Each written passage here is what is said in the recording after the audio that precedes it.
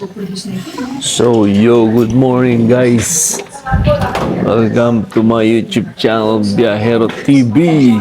And for today's vlog, ayan, nandito tayo sa Batangas. Sama natin si Mother, ayan o. So, pupunta tayo dun sa likod. Tingnan natin kung mapalipad natin si Bin doon. Kasi past few days galing na tayo dito. Pinalipad ko si Bin dyan. Yan. So, okay naman siya, kaya niyang paliparin. Tara, pas tayo sa loob. Natin yung ibon natin. Ayan si Bin. Opa. So, ito kayo si Pongka umaga nakawala dito. Lumusot siya dyan. Wala yung cover. Pero yung parrot natin hindi nalabas pa. Kasi baby pa siya eh. Only 3 weeks. So, papasyal natin itong ibon natin. Pero hindi natin siya pwedeng ilayo na to dahil milipad na to. Kain ka na. So, sama natin si Bin dun sa baba. Try natin siya. Kung mahagis natin siya dun.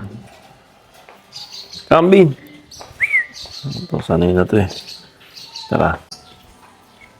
So, napalipad na natin si Bin. Kanina dun sa baba. And okay naman, successful. Lang, napansin ko sa kanya, meron siyang ganyang klaseng ina-acto na hindi ko alam kung ano yung ano na yan. Kasi may nakasabay siya kaninang ibon doon na kulay blue. Siguro akala niya, friends sila. Kaya, hindi ko siya pinalipad ng pinalipad. Kasi baka sumabay siya doon at ma-flyby na naman tayo. Pero hindi naman siya yung tipong ganong klase ng ibon. Kasi maamo naman to eh. Alam ko yung style nito eh. Alam ko yung style niya eh. Pag may gusto siyang gawing iba eh. Yan, ganyan. Hindi ko alam ba't siya gumaganyan. Alam kung gutom. Pero hindi naman niya kinain yung pagkain. Yan. So, pakainin ko muna yung ating parrot. So, napakain na rin natin yung parrot natin. Ayan, si Chichi. So, na yan. Laka ng tiyan niya. Ayan. Chichi the parrot. Sold na. So, ayan na. Lumalabas na yung kulay niya. Green. Indian ringneck. Ayan. So, turning ano na siya, 18 days sa atin. 3 weeks.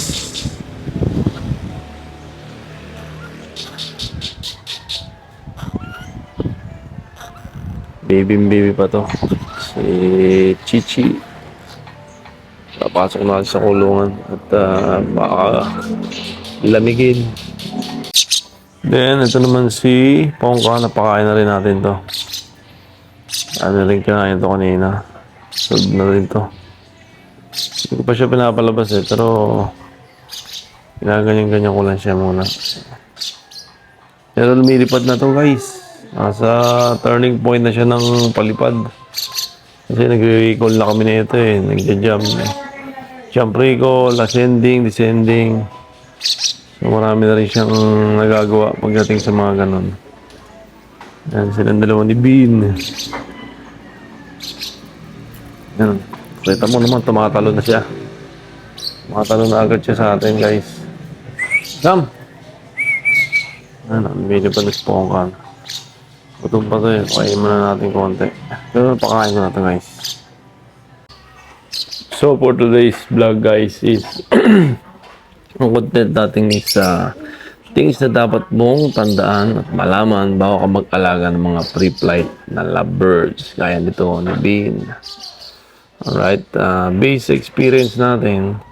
Number 1 is kailangan ma-achieve yung bonding. Yung pagkakaroon ninyo ng magandang bond sa isa't isa. Then, kasi yun ang magiging foundation mo para magtiwala sa yung bird. Then, things to that next is yung mga recall and yung mga blind recall, short recall, ascend, descend, yan. Yun yung mga dapat mong ibigay sa kanila. Then, bigyan mo rin sila ng oras. Napakalaga ng oras para sa mga alaga nating ibon. Especially at least sa ginagawa ko kasi 3 times a day ko silang binaban. Sa umaga, while eating, then sa tanghali, while pagkatapos kong kumain, then sa gabi. Yung pagkatapos ko naman kumain, naglalakad kami ni Bin. Iniikot ko siya ng gabi para at least maramdaman niya yung ban niya sa'yo. Then, things na dapat mo rin tandaan is observe mo yung behavior ng ibon mo. Yung tipong yan, kagaya niyan, nagkaganyan siya. Hindi ko alam kung anong tendency niyan, bakit siya gumaganyan. Kasi hindi naman tayo ibon, hindi natin intindihan yan. Pero basically, tingin ko diyang gutom yan. Kaya papakainin pa natin ulit.